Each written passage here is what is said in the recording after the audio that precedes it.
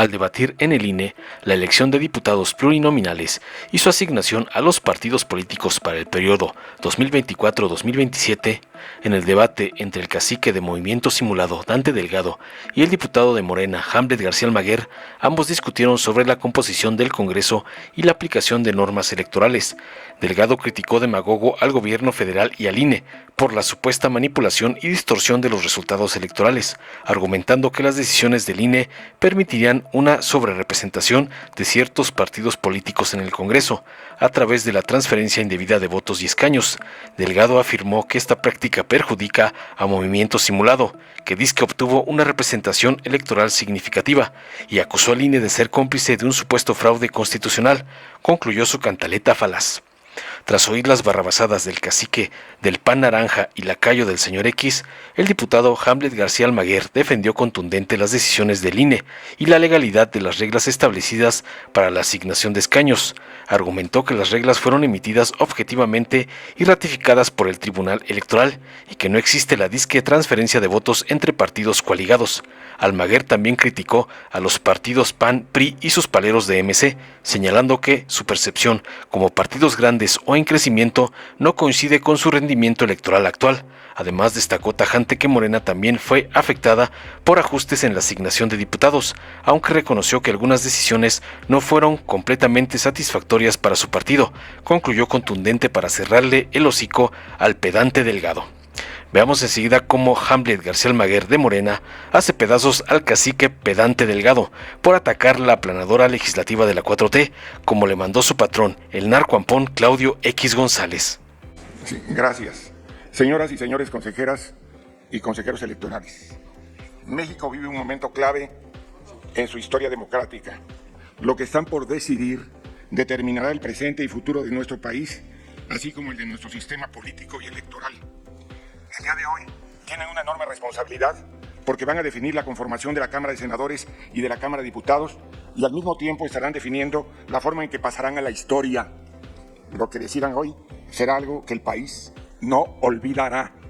Pueden ser recordados como quienes defendieron el Estado de Derecho y obedecieron la Constitución o como quienes avalaron una ingeniería electoral diseñada desde el poder para que una fuerza política ostente una mayoría legislativa artificial e ilegal.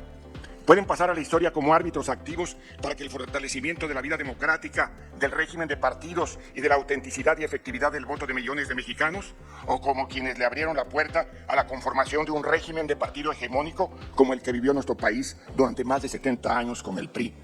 Nuestra posición respecto a la conformación de la Cámara de Senadores y de la Diputados la hemos expresado públicamente en dos comunicados, los días 29 de julio y 6 de agosto del presente año, así como en la reunión que compañeras y compañeros de Movimiento Ciudadano tuvimos con la mayoría de ustedes el día 6 de agosto. Señalamos que el gobierno federal, fuera de todas sus atribuciones, a través de la Secretaría de Gobernación, de la Secretaria de Gobernación, realizó de manera indebida e ilegal manifestaciones de presión acerca de la composición de la Cámara de Diputados y del Senado de la República. Demostramos que se han malinterpretado normas electorales para beneficiar a quienes están en el poder y quitarles el legítimo valor que tienen los millones de votos de los ciudadanos. Denunciamos que a través del siglado y de los acuerdos establecidos en los convenios de las coaliciones existe una verdadera transferencia de votos, curules y escaños. Se están dando triunfos, entre comillas, triunfos electorales a partidos que no han obtenido los votos, lo que es un fraude a la Constitución y burla el marco legal electoral. Advertimos que con la distribución de curules y escaños que defiende el gobierno se está invisibilizando a los más de 6,5 millones de mexicanos que votaron por nuestra fuerza política. Están castigando única y exclusivamente a Movimiento Ciudadano. Siendo honesto, parece que esto se trata de una venganza contra nuestro movimiento por hacer lo correcto y no habernos entregado a ninguna de las dos alianzas para nosotros de la vieja política. El INE tiene la responsabilidad de advertir distorsiones en la aplicación de las normas electorales, las atribuciones para garantizar que el sufragio en México sea libre, auténtico, igual e intransferible, pero hoy está siendo ausente, indiferente o cómplice del poder. Están ignorando que el artículo 56 de la Constitución establece que el escaño de primera minoría es para el partido que por sí mismo obtenga el segundo lugar de votación en una entidad federativa y con esto le están restando 4 escaños a Movimiento Ciudadano en el Senado de la República. Están ignorando que el artículo 21 de la LEGIPE hace referencia a que en el Senado se debe respetar y procurar la representación proporcional pura para garantizar la correspondencia más cercana posible entre votos obtenidos por cada partido y los escaños que debe tenerse en el Senado. Con esto, contrarrestar los efectos externos de distorsión, de profunda distorsión de la voluntad popular que existe en cualquier sistema de mayoría. De esta manera, se está permitiendo que el 11% que alcanzó Movimiento Ciudadano en la votación nacional al Senado se convierta, escúchenlo bien, en una representación del menos del 4% en el recinto. Por cierto, en el Senado, ambas coaliciones no hablan del tema porque ambas son ampliamente beneficiadas. Están permitiendo que un partido con 8% de la votación se convierta en la segunda fuerza en San Lázaro con 75 curules y avalando que un partido que obtuvo, escúchenlo bien, obtuvo el último lugar de la votación en un distrito, sea al que se le otorguen triunfos de mayoría. Sus cálculos matemáticos aturdirían al mismo Pitágoras. Que el INE sea omiso o permita estas distorsiones bajo el argumento de que así se venía haciendo antes, no es justificante para que se trasladen curules o escaños a fuerzas electorales que no obtuvieron los triunfos. Lo que está prohibido por la ley no es suficiente para dejar sin representación a más de 6,5 millones de mexicanos que votaron por Movimiento Ciudadano. Si el INE avala esta mayoría legislativa artificial, injusta y antidemocrática, estará transformando el sistema político mexicano en uno de coaliciones que solo obedecen a acuerdos entre partidos en lugar de un sistema de partidos que representan y dependan del voto de los ciudadanos como se expresa, ahí sí, categóricamente en la Constitución. Consejeras y consejeros, es mi obligación decirles que es falso que la Constitución ordene se viole la Constitución. Como se han hecho mal las cosas, pretendan que se sigan haciendo cuando es evidente que hay mucho por corregir. El 11% de la votación alcanzado por Movimiento Ciudadano el 2 de junio nos hace la tercera fuerza a nivel nacional en votos, en prerrogativas y en acceso a tiempo en radio y televisión. Pero es un absurdo tener acceso a esas prerrogativas mientras el voto de más de 6,5 millones de mexicanos no se traduzca en una representación política fiel en el Senado de la República y en la Cámara de Diputados. No hay una sola actitud tomada por el Instituto Nacional Electoral para salvaguardar los derechos de los millones de mexicanos que votaron por nosotros y que decidieron participar frente a 2 coaliciones para garantizar mayor peso a la voluntad popular que a los acuerdos cupulares entre partidos políticos. Movimiento Ciudadano lo único que solicita es la atención debida a esos millones de votos para estar representados en la Cámara de Diputados y en la Cámara de Senadores. A ustedes corresponde advertir en la aplicación de las normas electorales que han llegado al extremo de prefigurar fraude a la Constitución. Está en sus manos poner fin a años de abusos y manipulaciones legales que tanto daño le han hecho a México.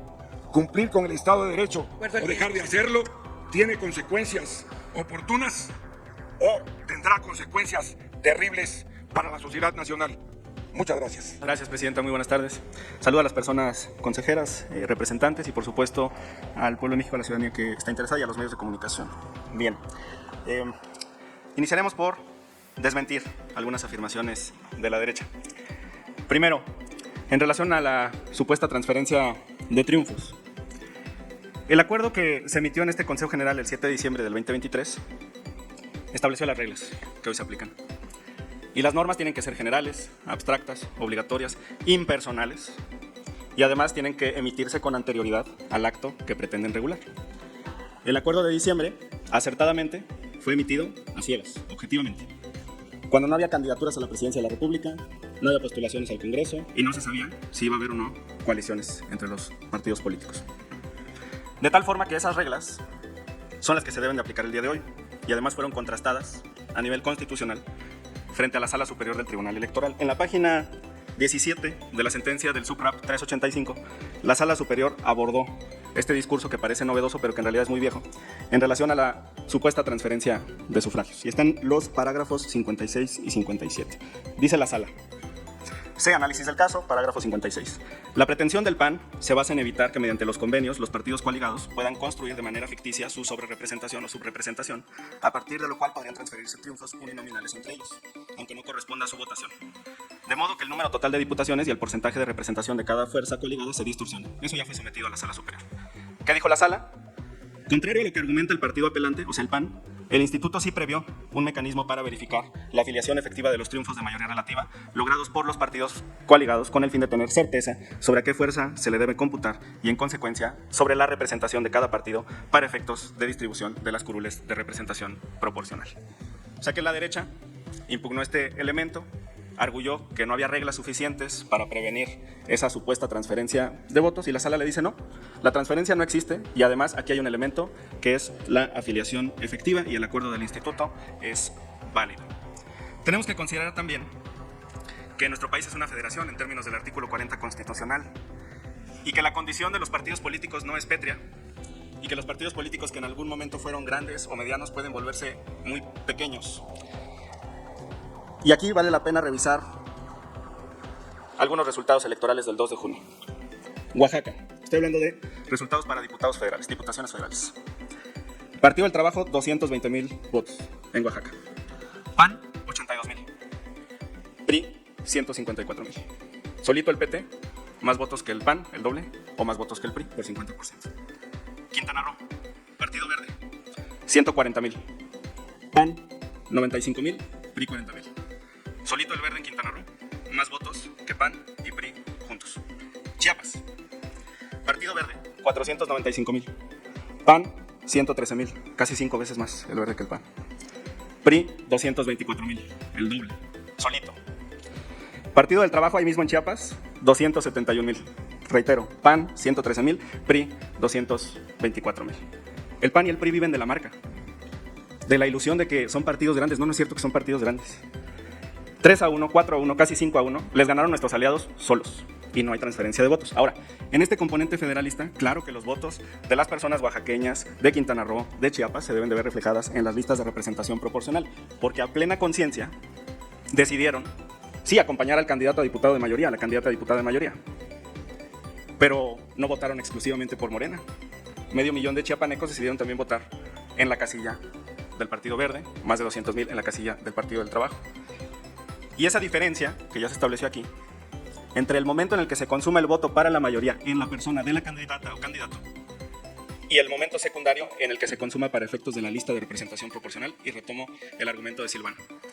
En algún momento, en efecto, las coaliciones tuvieron listas unificadas de representación proporcional, hoy no. Hoy las y los electores pueden acudir el día de la jornada y decidir libremente si voto por la persona, pero no me gusta alguno de los partidos que la postulan. Voto exclusivamente en los recuadros que se establecen. Ahora, sobre el acuerdo que se somete a consideración. Se dijo aquí también, por parte de la representación del PAN, que debería de asignarse las diputaciones por coalición. Esto ya fue analizado en el recurso de reconsideración 943-2018. Está en la página 53 del proyecto que se somete a consideración. Se toman también otros elementos que me parecen importantes, donde se refuerza la motivación de este acuerdo. Y es una de las grandes distorsiones que plantea el proyecto secundario que hoy se ha comentado. El momento para determinar el cociente no es al final. Y con la justificación o supuesta motivación de equiparar los votos, determinan un cociente de casi 600,000 votos para el Verde, un cociente de 500,000 para Morena y un cociente de 150,000, 160,000 para los demás partidos políticos. Pues no funciona así. Artículo 16 y 17 de la legible. Ahí se establece cuál es el momento para determinar un cociente para todos los partidos políticos, y eso también forma parte de este proyecto. Está en la página 79 de lo que se somete hoy a consideración. Y concluyo. Por supuesto que se están aplicando medidas para prevenir la sobrerepresentación. Y respecto de algunas no estamos del todo conformes. Morena en este proyecto también está sufriendo un ajuste en 12 diputaciones por el criterio de la militancia efectiva, que debería ser más profundo, porque conozco a varios de los perfiles que están en las listas y no estoy tan convencido de la adjudicación que se les esté dando al partido político en cuestión. Por mi parte es todo, Presidenta. Muchas gracias por su atención. Dale en me gusta, suscríbete, activa la campanita y compártelo para que más gente lo vea.